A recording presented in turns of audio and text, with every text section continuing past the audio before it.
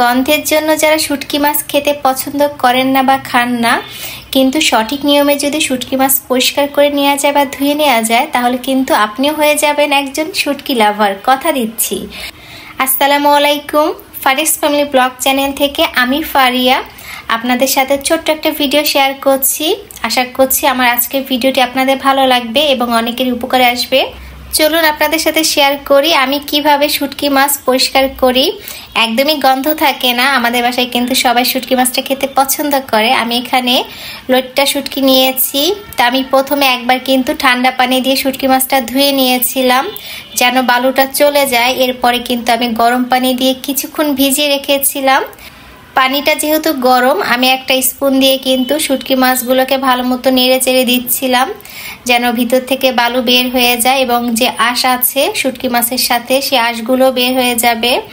তো এইভাবে কিছুক্ষণ ভিজিয়ে রাখার পরে যখন পানিটা একটু ঠান্ডা হবে তখন কিন্তু হাত দিয়ে একটু কচলিয়ে শুটকি মাছটা পরিষ্কার করে নিতে হবে। বিশ্বাস করেন আমি এভাবে শুটকি মাছটা সবসময় পরিষ্কার করি। শুটকি মাছে যে কড়া একটা গন্ধ থাকে সেই গন্ধটা থাকে না, একদম হালকা একটা সুন্দর ঘ্রাণ থাকে যেটা খেতে ভালো লাগে। 3 থেকে 4 বার আমি শুটকি মাছ গরম পানিতে ভালো মতো ভিজিয়ে রেখেছিলাম, তারপর ধুয়ে নিয়েছি। আর এই যে শুটকি মাছ ধোয়া পানিটা দেখতে পাচ্ছেন, এই পানিটা আমি ফেলে দিব না, এই পানিটা আমি একটা পাত্রে রেখে দিব। যখন পানিটা ঠান্ডা হবে আমি কিন্তু গাছে দেব। এই শুটকি মাছ ধোয়া পানিটা কিন্তু গাছের জন্য অনেক বেশি উপকারী। তা আমি কিন্তু এইভাবে 4 থেকে 5 বার ভালো মতো ধুয়ে নিয়েছি পানি দিয়ে।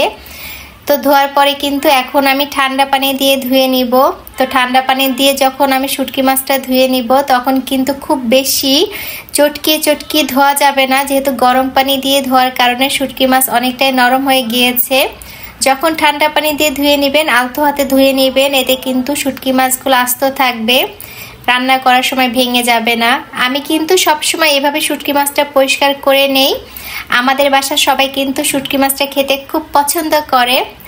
আমি যেদিন শুটকি মাছ রান্না করব আমার ননদ শুনেছিল, প্রথম একদম আমার ননদ বলেছিল তুমি যেদিন শুটকি মাছ রান্না করবা আমাকে বলবা, আমি বাসায় থাকবো না কারণ আমার শুটকি মাছের গন্ধটা একদমই পছন্দ না। তো আমি কিন্তু আমার ননদকে বলেছিলাম আমি শুটকি মাছ রান্না করি, আপনি একটু খেয়ে দেখবেন যে গন্ধ থাকে কিনা। তা আমি যেদিন শুটকি মাছ তাকে প্রথম রান্না করে খাইয়েছিলাম সে কিন্তু খেয়েছিল এবং বলেছিল যে বাজে যে একটা গন্ধ থাকে শুটকি মাছের সেই গন্ধটা নাই, হালকা একটা ঘ্রাণ আছে, খেতে ভালো লাগছে। তো এরপর থেকে কিন্তু আমি শুটকি মাছ রান্না করলে আমার ননদ খায়। তা আমি কিন্তু এই যে ঠান্ডা পানি দিয়ে বেশ কয়েকবার শুটকি মাছ আলতো হাতে ধুয়ে নিয়েছি, খুব সুন্দর পরিষ্কার হয়েছে। কিন্তু মাছগুলো কিন্তু একদমই ভেঙে যায় নাই, একদমই আস্তে আছে।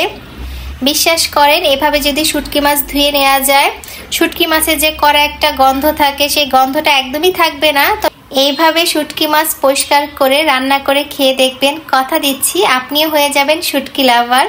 তো আশা করছি আমার আজকের এই ছোট্ট ভিডিওটি অনেকের উপকারে আসবে যারা জানেন না, একদমই নতুন গৃহিণী আছেন। তো এতক্ষণ অনেক ধৈর্য নিয়ে আমার এই ভিডিওটি দেখার জন্য সবাইকে অনেক ধন্যবাদ জানাচ্ছি। সবাই ভালো থাকবেন, আল্লাহ হাফেজ, আসসালামু আলাইকুম।